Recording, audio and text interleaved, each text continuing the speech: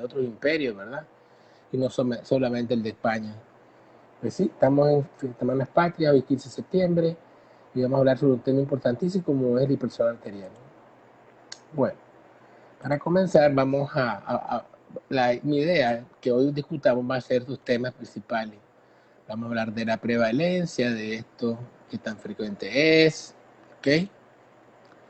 La frecuencia, qué implicaciones clínicas puede tener la hipertensión arterial en las personas mayores, es normal por la edad que las arterias se envejezcan, pero no influye en su muerte, en las complicaciones que puedan tener. ¿Hasta cuánto vamos a llevar a ese paciente si lo diagnosticamos como hipertenso? ¿Cuál es su valor tolerable, diríamos, que podemos tener en la consulta y decir que no es hipertenso? ¿Con qué lo vamos a medicar? Y sobre todo, el quinto punto, ¿cuáles son las precauciones que tenemos que tener? Yo voy a cambiar el formato de la charla y voy a hacer más enfoque a la diapo que a mi rostro, como he hecho otras veces, a menos que quiera explicar algo.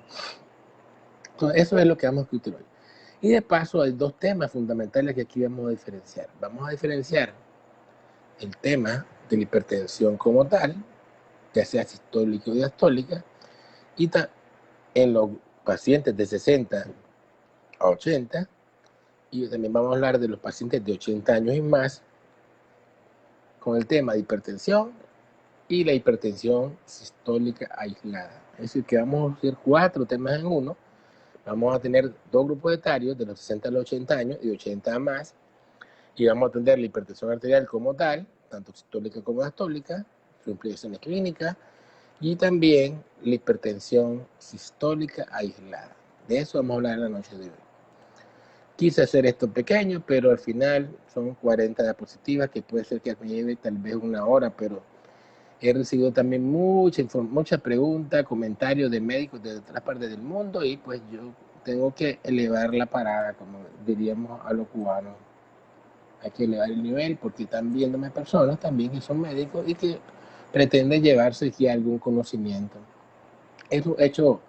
Esta es la básica revisión que hicimos de la Guía Europea de Hipertensión 2018, la Guía Inglesa 2019 de Hipertensión, también una publicación de algo que es genética y epigenética, hipertensión, publicado ahorita en el último Congreso Europeo de Cardiología. ¿Okay?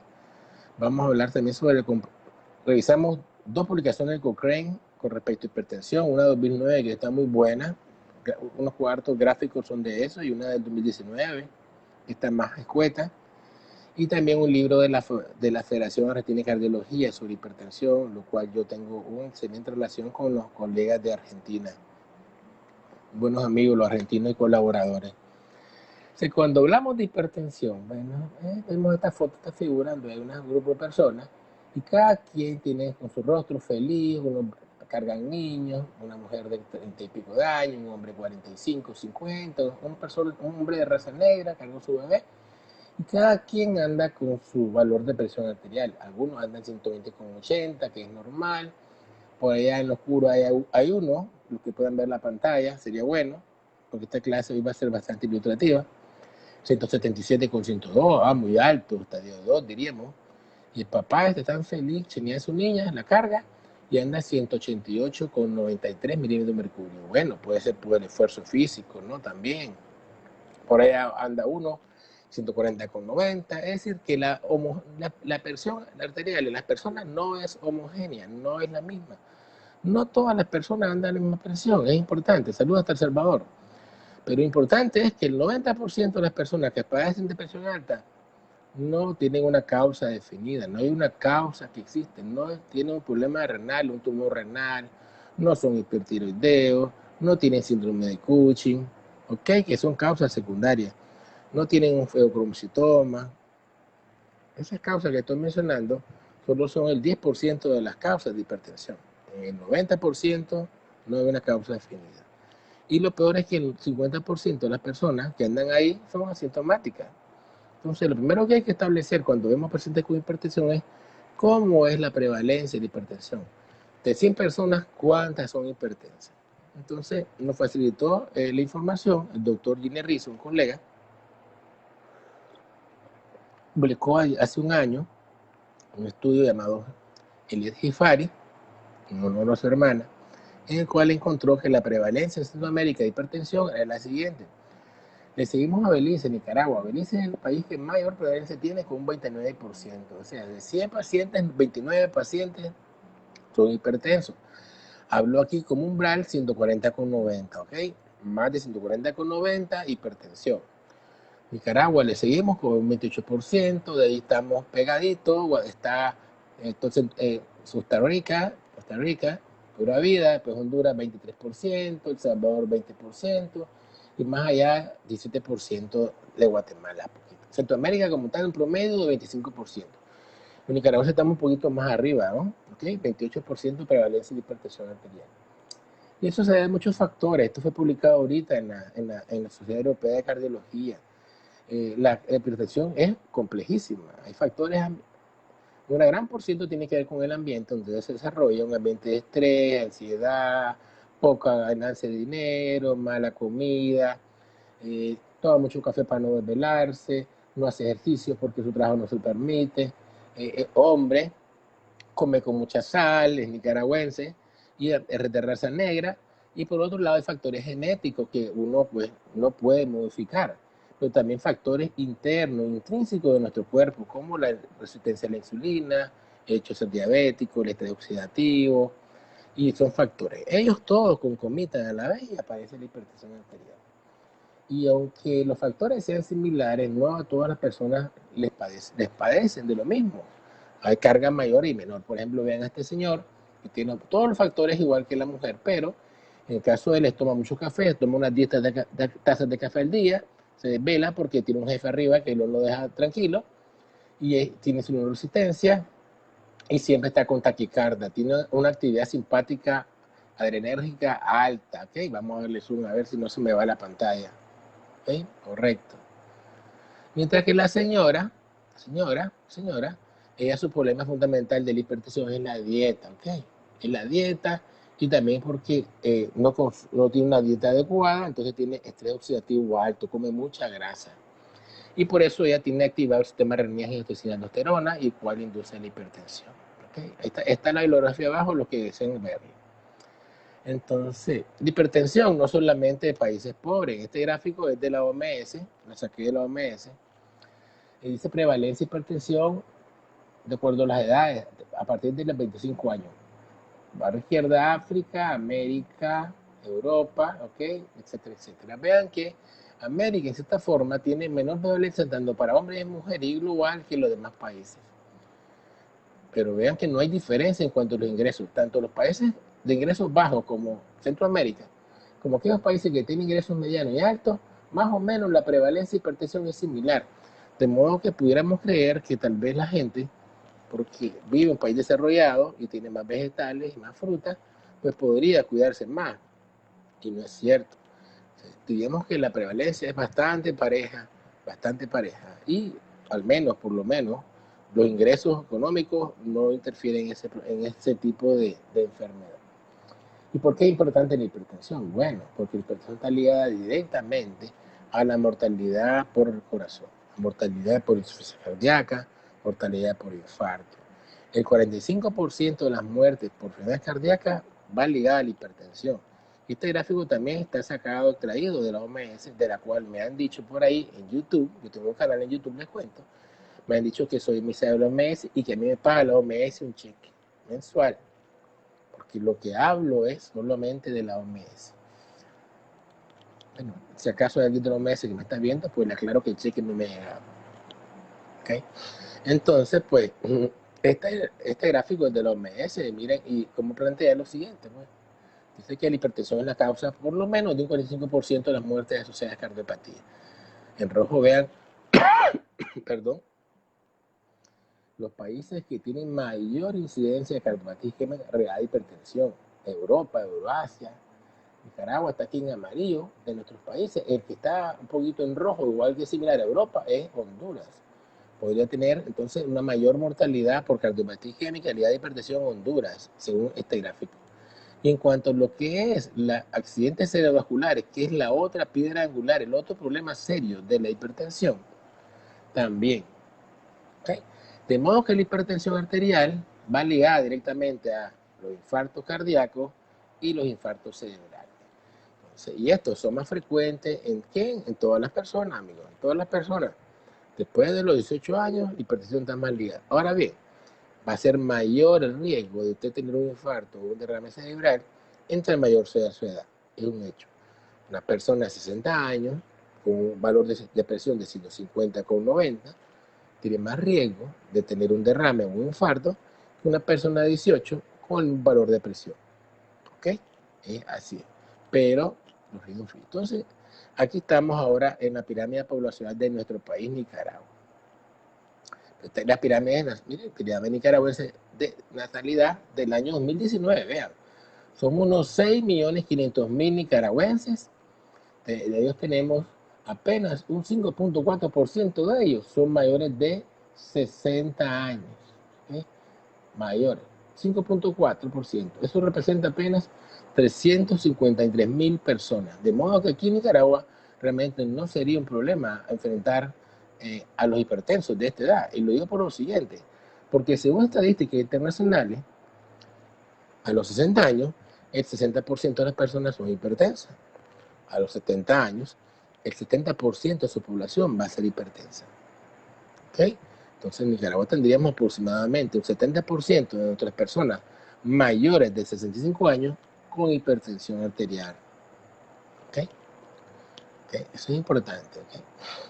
Este 70% representa unos 247.420 personas. Esta es nuestra pirámide. Bien, pirámide de tipo de país en vía de desarrollo. Base ancha y pirámide es muy estrecha. Muy pocas personas mayores tenemos de esa edad. Y si hablamos de los 80 años, apenas no llega al 1%. 0,7, 0,9, 1.1% de nuestra población. 1.1% de la población de Nicaragua es más de 80 años. Somos una población joven. O sea, cuando vemos a un paciente con hipertensión, es importante, y de edad, de más de 65, lo más importante para el médico es aclarar lo siguiente. En primer lugar, que sea hipertenso, ¿no? Vamos a ver más adelante cómo vamos a lograr eso, ese diagnóstico. Y lo segundo es ver si tiene no cardiopatía estructural. Eso lo hacemos realmente por el eco y sus antecedentes. Antecedentes que se tuvo un infarto, también antecedentes si el paciente tiene insuficiencia cardíaca, ¿ok?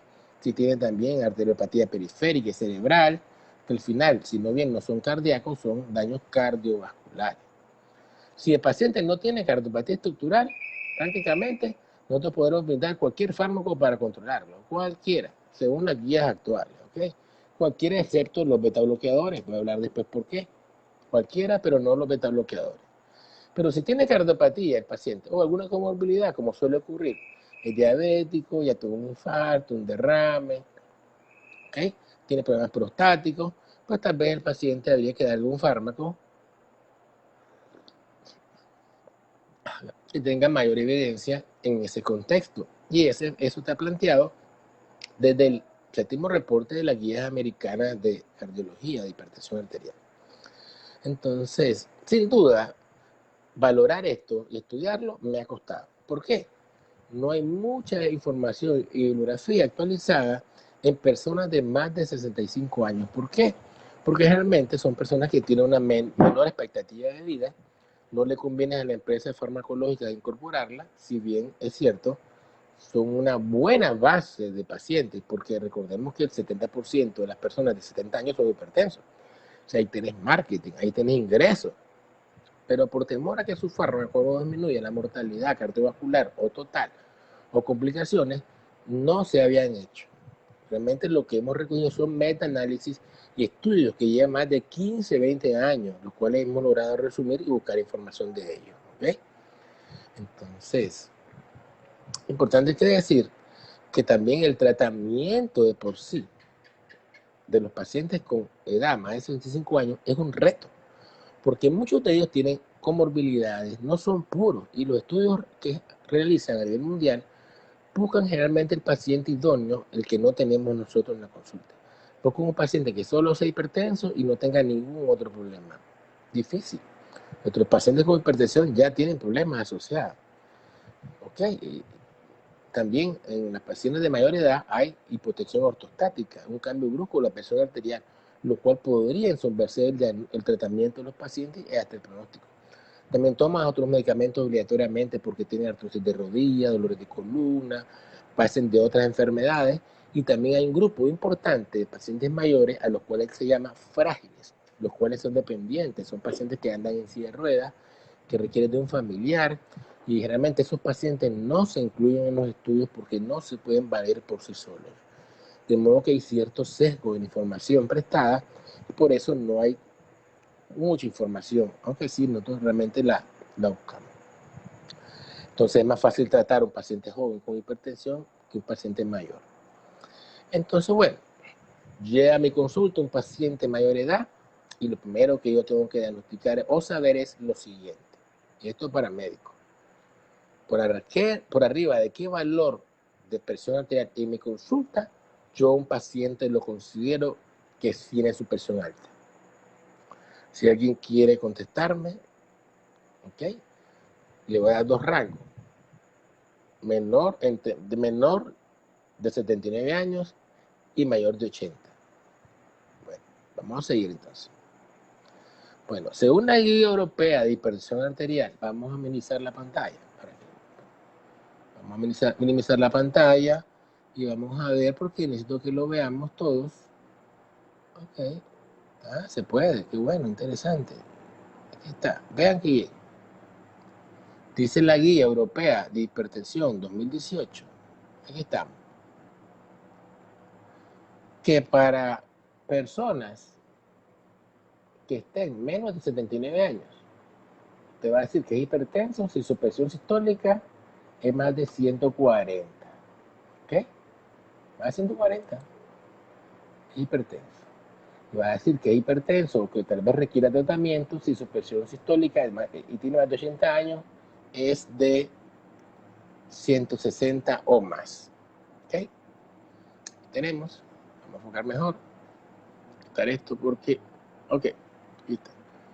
Entonces, en la consulta médica de nuestro consultorio clínico, todo paciente que tenga más de 80 años, cuyo valor de presión sea más de 160, vamos a considerarlo como hipertenso.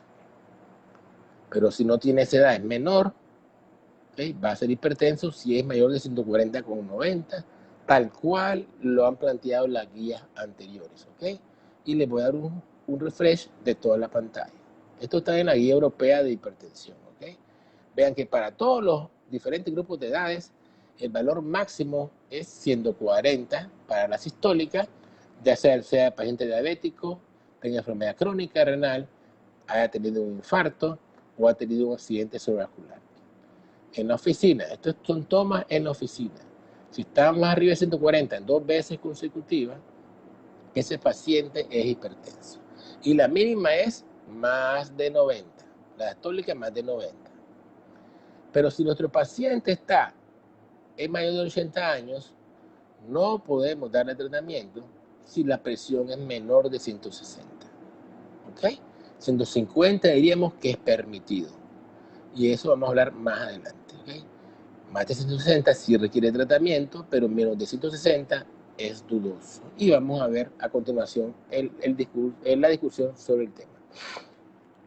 Entonces, bueno, para esto hemos buscado evidencia de que tratar a pacientes con hipertensión arterial mayores de edad disminuye las complicaciones. Y aquí, ahí abajo está algo escrito que lo encontramos de forma frecuente, donde dice que se ha encontrado que en personas mayores de 80 años no hay una reducción de mortalidad total, por lo menos en seguimiento de años, cuando se trata la hipertensión arterial. Y aclaro esto. Mortalidad total, es mortalidad por todas las causas. Esto fue con Craig 2009. Hablo que me muera por cualquier cosa. ¿Ok? Eso es muerte total. Pudo haber muerto por cáncer, pudo haber muerto por accidente, por una caída, que es frecuente en los ancianos, muerto por una cirugía, muerto por influenza. Todas esas son muertes totales que van incluidas en ese paquete. ¿Okay? ¿Okay? O sea, la mortalidad total no disminuye, ¿okay? En personas de 80 años. Y tampoco disminuye la mortalidad total en pacientes que son mayores de 60. Con el tratamiento antihipertensivo. El tratamiento antihipertensivo no va a disminuir la muerte en pacientes hipertensos y con pacientes hipertensos con presión sistólica aislada. Es decir, ¿cuáles son los pacientes con hipertensión sistólica aislada? Aquellos que solo la máxima está alta y la mínima está menos de 90.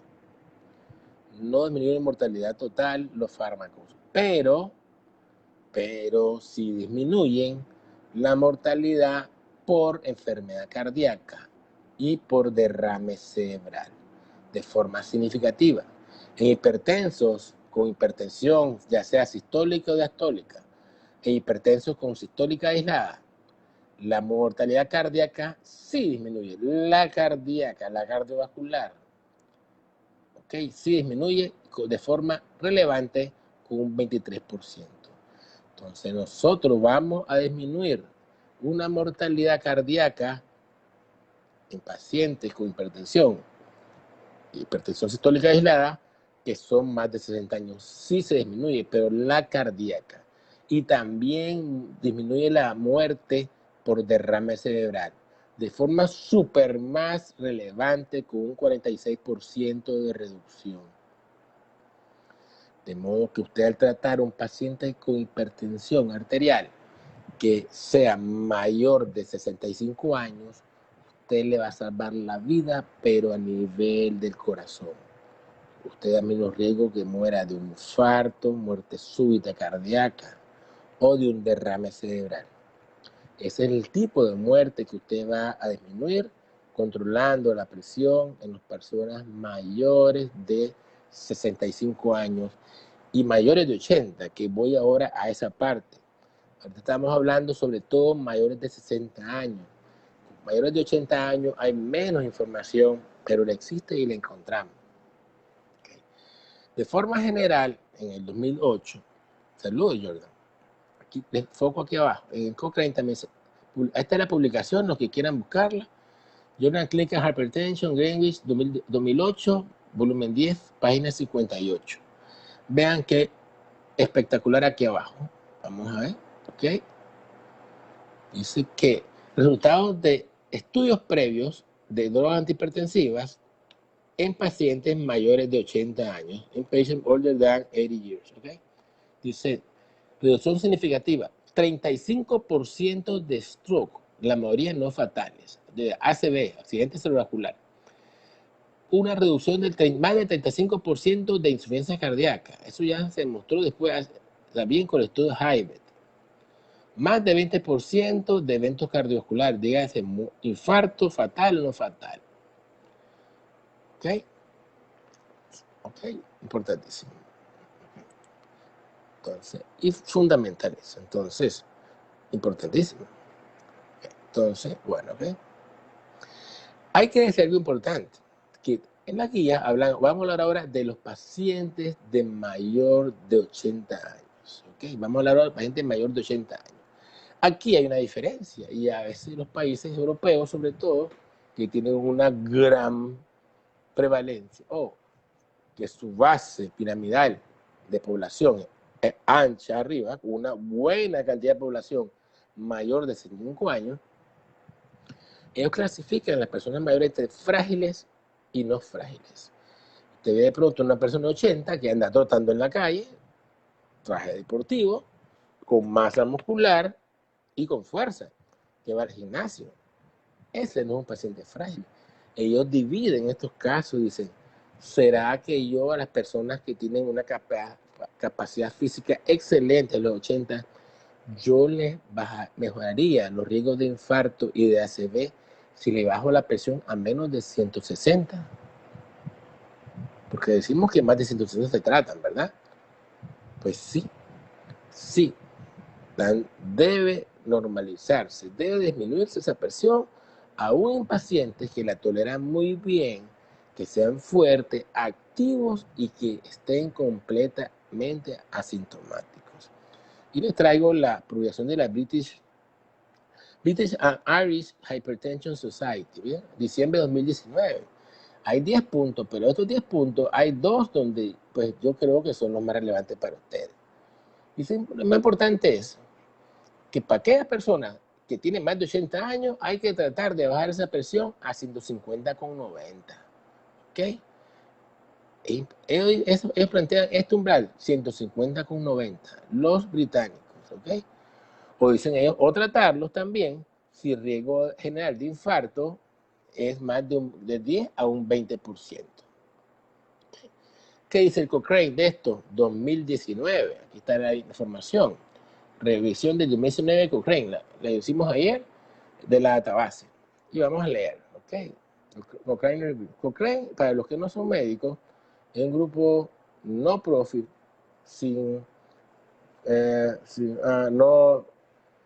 que no es, digamos, diríamos, sin fondo, no es lucro, no es lucrativa en la sociedad, cuyos científicos buscan información en internet, en PubMed y en todas las bases de datos científicas médicas para hacer una información, concretarla y darla a uno para que pueda interpretarla más fácil.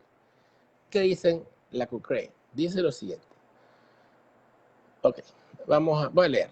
Dice, la presión arterial, la terapia en la presión arterial en personas con 60 años y más reduce la muerte, los ACV y los ataques cardíacos. Voy a enfocarla mejor. Voy a enfocarla. Okay.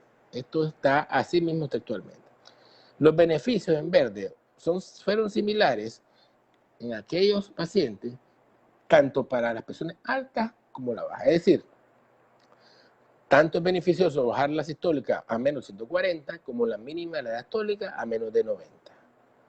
El primera línea de defensa o de tratamiento utilizado en los fármacos según esta búsqueda que ellos realizaron son las tiazidas. Sin embargo, hay una gran cantidad de abandono, withdrawal, por los efectos adversos de estas drogas. Las tiazidas, si bien son los fármacos más utilizados y mucho más en los pacientes de mayor edad, son los que más efectos adversos tienen. Y algo súper importante es que la magnitud del beneficio es más evidente entre los 60 a 79 años comparativamente contra los más de 80. Bueno, eso es importante, que hay que plantearlo. Claro, ¿quién tiene más esperanza de vida? ¿Alguien que ya tiene 80 o alguien que tiene 60? Bueno, el que tiene 60 posiblemente llegue a los 85, 90 años. Porque tiene 80 años, ya tiene menos esperanza de vida. Ya vivió una gran parte de su vida. Por eso es que la magnitud del beneficio es más obvio cuando usted da un mayor seguimiento. ¿Okay? Recordemos que en estos países la esperanza de vida anda entre los 85 años, 87 como promedio para las mujeres. ¿Okay? Pero no descarta, no quita, no concluye que no es beneficioso. Conclusiones del Cochrane. Los autores del Cochrane, ¿qué concluyen? Tratar gente healthy, saludable, adultos de 60 años o más con hipertensión sistólica ligera, moderada, con antihipertensivos, reduce todas las causas de muerte, mortalidad cardiovascular y morbilidad, que son las complicaciones de la hipertensión, mortalidad cerebrovascular y morbidity, secuelas de ACV, y también la enfermedad cardiovascular y la mortalidad. O sea, sin duda el tratamiento de hipertensión arterial en mayores de 60 años y más es beneficioso. ¿Ok? Ok. Dice que la mayoría de la evidencia tiene que ver con el uso de tiazidas, hidroclorotiazida, indapamida, ¿ok? Porque han sido los fármacos que son más antiguos, los que más se han utilizado y los primeros que se utilizaron cuando empezaron a hacer estudios en personas mayores. Ahora, hay un factor importantísimo que siempre va a estar en contra de la buena práctica médica y es la adherencia. Las personas de mayores de 80 años, de 85 años, tienen problemas de memoria, tienen problemas para deglutir, viven solos mucho. Hay medicamentos que se dan en diferentes horarios, no solo para pacientes de hipertensión. Tienen angina de pecho, han tenido infarto, tienen falla cardíaca, tienen daño renal, tienen osteoartritis. Y de pronto el paciente se ve abrumado con 10 a 15 pastillas al día. Eso falla y provoca algo que se llama falta de adherencia en los pacientes, y esa sí afecta de forma importante el bienestar de ellos. Y también este estudio fue publicado en el 2017 en la revista del Journal Hypertension, donde ellos casualmente, miren, fue un estudio hecho en Lombardía, una ciudad de 10 millones de habitantes, en pacientes de más de 85 años. Miren que la edad de ellos, de esos pacientes que sabemos actualmente que sufrieron tanta desgracia con el COVID en Lombardía, una de las ciudades más afectadas por el COVID en Italia.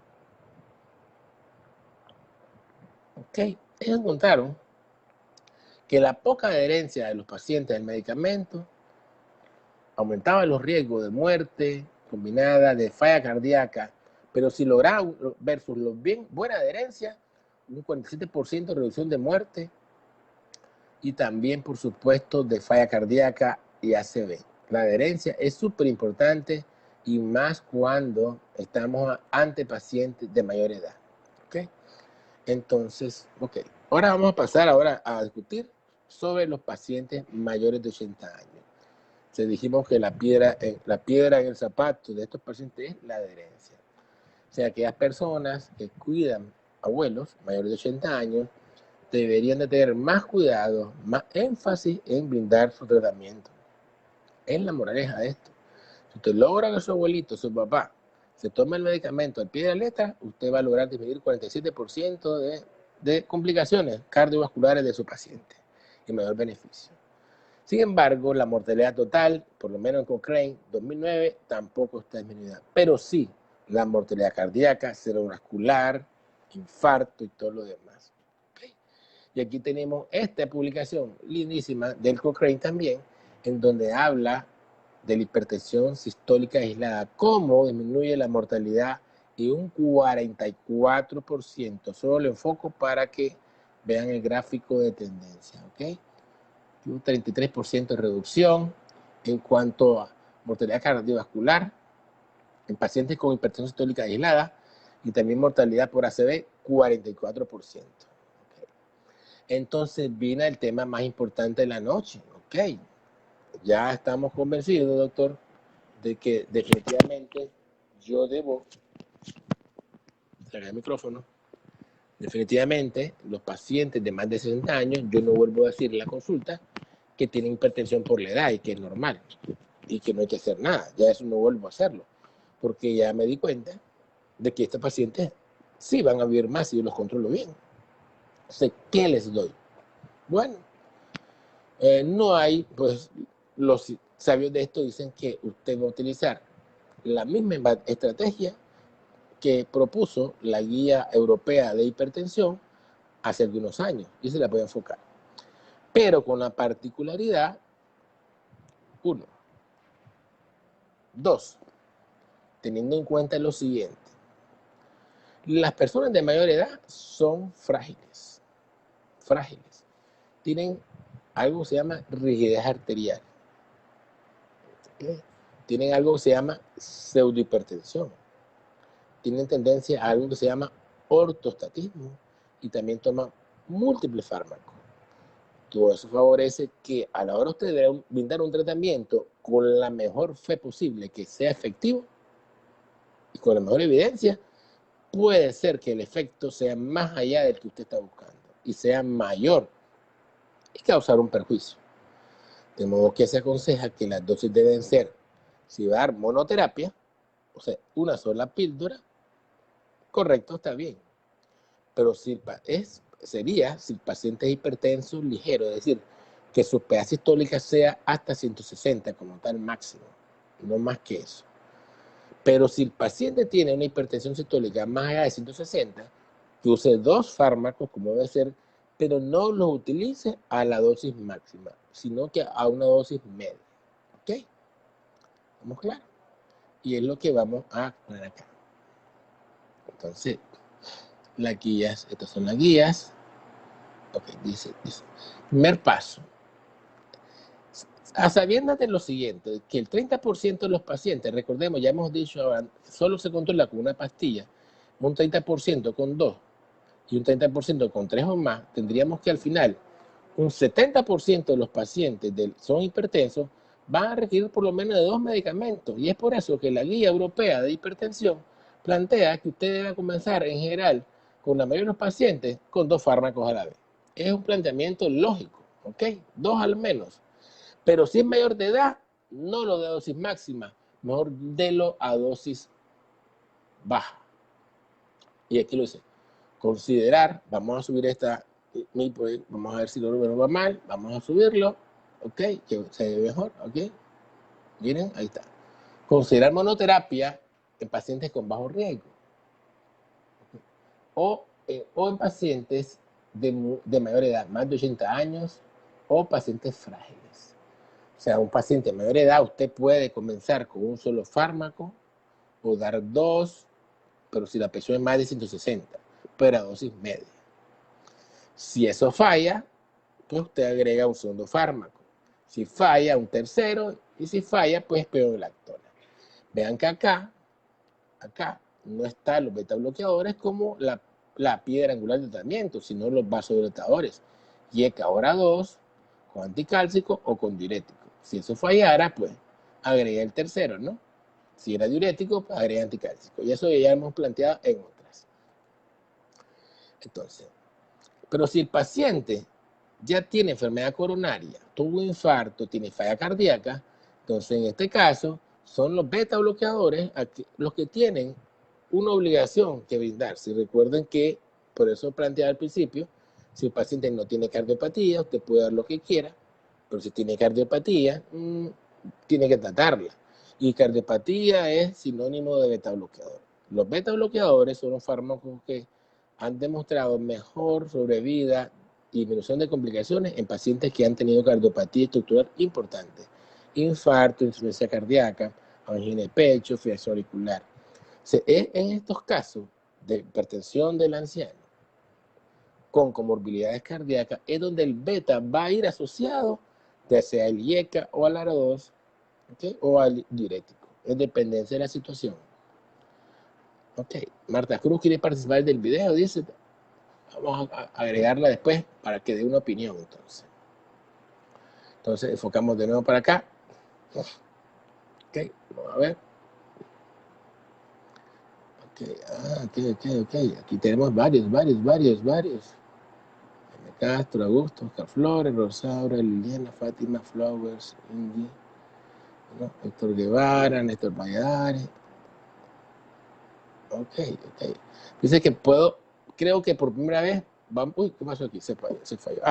Creo que por primera vez voy a tener chance de agregar a alguien en el video para que nos comparta. O sea, aquí tenemos la imagen. Entonces vean, YECA hora 2 más beta bloqueador. Eso es cuando hay indicación, porque el paciente tiene una enfermedad cardíaca. O puede ser un anticálcico, un diurético beta bloqueador o beta un diurético. Aquí el beta va. Aquí sí está indicado sin problema porque hay comorbilidades. Okay. Si el paciente tiene bradicardia, pues no se puede usar beta bloqueador. No se puede. Entonces hay que tener precauciones a la hora de iniciar el tratamiento. Iniciar siempre con dosis bajas y combinaciones. Aquí hay algo importante, porque a veces la familia uno lo angustia y lo desespera. Tuve hace poco una pacientita que tiene una estenosis aórtica severa y la señora tenía presión alta y cada 3 días tuvimos que estarle cambiando el medicamento, subiéndole. ¿Qué pasó después? Era bajándole. La familia no comprende, se desespera el familiar, pero uno no puede ir al mismo paso que el familiar quiere porque se complica. Gracias a Dios la señora no se complicó, tiene su presión estable, ¿ok? Pero no debe ser. Primero es agregar mejor un solo fármaco, dosis media, usted espera 3 días, no funcionó, sube la dosis, espera una semana ya, tiene 7 días, no funcionó, agrega un segundo fármaco, ¿ok? Si es estadio 1, pero estadio 2 puede agregar 2 de una sola vez, pero a dosis media. Ortostatismo, ¿cómo se valora eso? El segundo punto. Vamos a enfocar porque es necesario que esto lo tomen en cuenta los estudiantes. El ortostatismo es el cambio de la presión arterial de paciente acostado a sentado. Hay 2 tipos de ortostatismo, el temprano y el tardío. El temprano es el primero 3 minutos. Esa charla la dimos en 5P, para evaluar 5P ortostático. Usted acuesta al paciente, 5 minutos, tranquilo, le toma la presión en un brazo, le toma en el otro, se queda con la mayor, lo sienta y le toma la presión antes de los 3 minutos. Si hay una caída de la presión sistólica más de 20 o más de 10 de la diastólica, es ortostatismo positivo. Y eso va a usted alertarle a que va a tener cuidado en brindarle diuréticos sobre todo y anticálcicos. Y cuidado con doxazocina, que son fármacos para próstata, porque aumentan más el ortostatismo.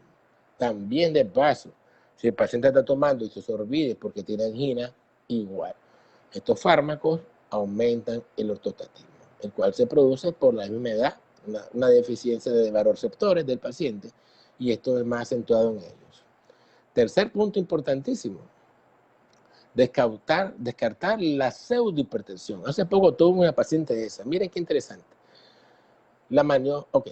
¿Qué es la pseudohipertensión? Una persona que dicen que es hipertensa, pero no lo es. Lo que pasa es que tiene las arterias súper rígidas. Usted le toma la presión y el manguito sube a 300 y le sigue sonando. No deja de sonar. Y usted sube 340, 320 y usted dice, no, esto no es posible, porque con 300 la gente está muerta. No puede estar vivo esta persona. ¿Okay? Eso es rigidez arterial. Tienen las arterias petrificadas estas personas. Tan petrificadas que lo que tiene son piedras. ¿Okay? Hablando de forma vulgar. O sea, ¿cómo usted se da cuenta que es pseudohipertensión y no es hipertensión? ¿Ok? Bueno, usted normalmente, usted aprieta el brazo del paciente con el tensiómetro y la presión, cuando la presión del manguito que ejerce sobre el brazo sea mayor que la presión intraarterial, el pulso periférico que usted está tocando va a desaparecer. ¿Okay?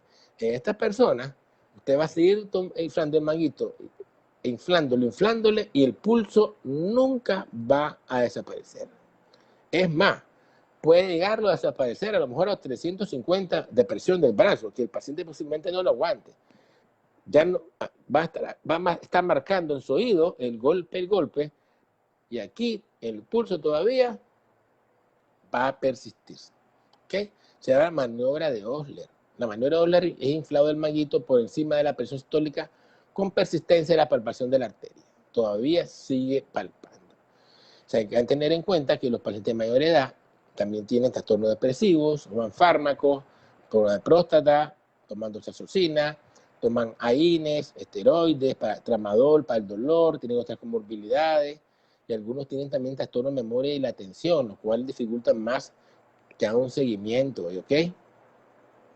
También podemos sospechar que existe una pseudohipertensión, porque usted dice, ok, no es posible, esta persona tiene la presión en 250 todo el tiempo, y le doy el medicamento y pum, cae de repente. Eso es un signo. O sea, que hay una caída brusca de la presión o síntomas del paciente a la hora de usted de dar un medicamento, inclusive ni siquiera una dosis tan alta. Puede darlo y sin embargo el paciente siente horrible, como que hace hipotensión, pero tiene la presión alta. Entonces usted dice, no es posible que tenga estos síntomas porque la presión la tiene alta todavía, sino de alerta.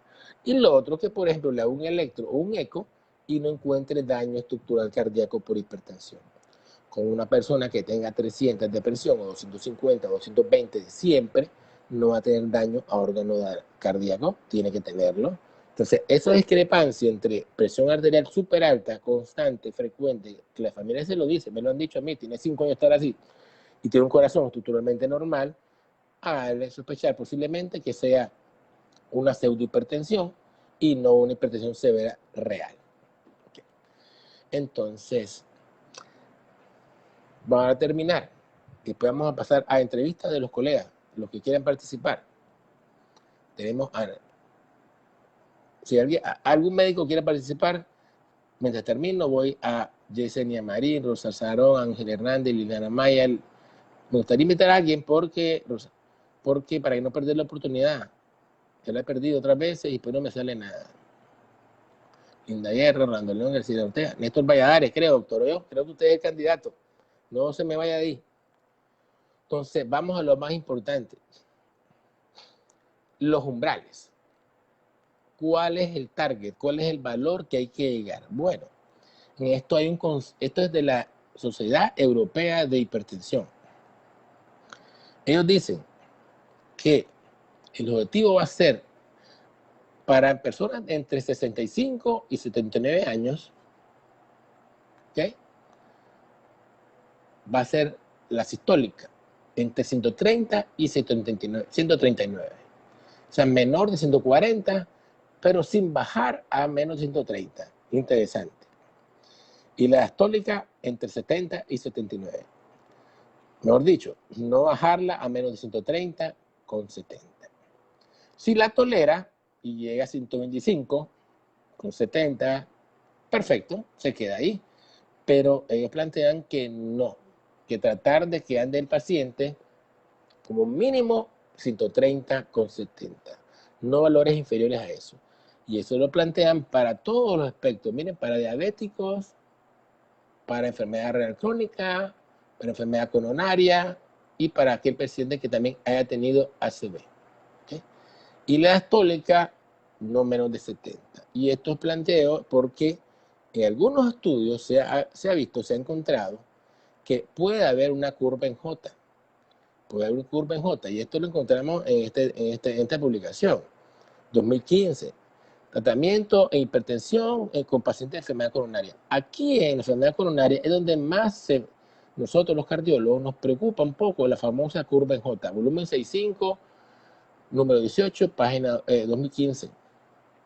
No hay evidencia clara, ok, existen, pero sí hay estudios que pueden encontrarse que cuando pacientes que han tenido un infarto, que tienen 3 vasos afectados, las arterias coronarias malas, donde la presión, el gradiente de la sangre para que penetre por esa arteria y irrigue bien el tejido, depende de la presión diastólica del ventrículo izquierdo. O sea, una presión diastólica menos de 70 ya sí todavía irriga, porque el corazón tiene mecanismos autónomos de mejorar esa circulación. Por menos de 60 sí se sabe que prácticamente ya estás a merced, ¿okay? A merced de la aterosclerosis. Pero con placas de ateroma obstructivas, severas, moderadas, tal vez 70 de diastólica no sea lo suficiente presión para que la sangre irrigue adecuadamente todo el miocardio, ¿ok? Entonces, recomendaciones, ¿cuáles son las recomendaciones del American College? Dicen ellos. Ellos tienen como objetivo fundamental en pacientes con enfermedad cardíaca crónica, enfermedad coronaria, menos de 130/80. Dicen ellos que hay que bajar la presión despacio y buscarle sobre todo a aquellos pacientes que han tenido infartos signos de isquemia, sobre todo si la presión es menor de 60. Le preguntaremos al paciente si tiene cansancio, fatiga, si el dolor de pecho lo tiene. Una vez que empezamos a bajar la presión, sería un signo de que tal vez este valor de 60 diastólica no es el apropiado, ¿no? Y regresar a un valor mayor. En pacientes de 80 años con una presión de pulso muy elevada, también igual la presión diastólica podría causar trastornos. Estos pacientes deben de llevar una mejor vigilancia más cercana y sobre todo a la hora del interrogatorio, ¿okay? Recordemos que algo importante es que hay que tomar a los pacientes la posición sentado y de pie para descartar ortostatismo. Entonces, para concluir, el diagnóstico de la hipertensión en mayor de 60 años es a partir de qué valor? 140/90. Pero en los más de 80 es 160/90. Esa es una diferencia. La PA debe llevarse, vamos a enfocarlo. Vamos a enfocarlo aquí.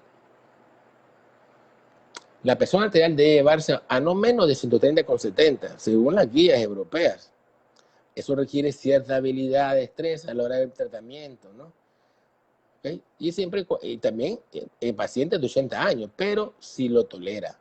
¿Cómo sabríamos que un paciente de 80 lo tolera? Preguntándole, en primer lugar, examinándole el ortostatismo, preguntándole si no se marea al ponerse de pie, si no se le olvidan las cosas más que antes, si no siente debilidad al caminar.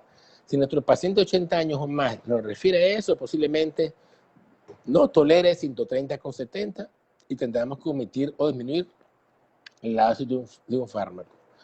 No hay muchos estudios en pacientes con 80 años o dependientes, ¿okay? Que son los frágiles realmente. Siempre vigilar por el ortostatismo y la hipertensión, sobre todo en aquellos valores de presión sistólica extremadamente elevados, ¿okay? Son personas sobre todo muy mayores que tienen diabetes y otros factores de riesgo para aterosclerosis. El algoritmo de tratamiento es similar al de la guía anterior, pero recuerden que es mejor dosis baja y si va a usar dosis combinada, pues mejor a dosis intermedia. Saludes, Leonardo. Importantísimo en este grupo etario es los efectos adversos. Los pacientes de mayor edad con facilidad hacen hiponatremia, sodio bajo, hipercalemia por el daño renal, con el uso de los IECA, de pronto es severo. Hay pacientes hipertensos de 80 años severos que hay que usar 4 fármacos, los tenemos, ¿ok? Generalmente han sido pacientes de larga evolución, hipertensos de más de 30 años, porque también aquí hay una diferencia. No es lo mismo llegar a los 65 siendo hipertenso desde 20 años atrás, que es un reto para usted, o llegar a los 65 y apenas usted hacer el diagnóstico hasta ahora. No es lo mismo, ¿verdad? Tiene mejor pronóstico, más fácil el que apenas está debutando con hipertensión. Aquí el paciente que usted tiene, que ya es hipertenso crónico severo, es un reto porque ya el paciente tiene trastornos vasculares, sus arterias cardíacas, sus arterias periféricas, rigidez arterial, hipertrofia vascular, hipertrofia ventricular izquierda, daño renal posible. De buena manera, perdón, hemos notado que pacientes que debutan con hipertensión ya mayores realmente no tienen mucha cardiopatía estructural. Son hipertensos realmente de la edad, pero no así aquel que llega a los 65 con hipertensión. Ese ya con más comorbilidades. Y algo claro que sí, no podemos pasar por alto.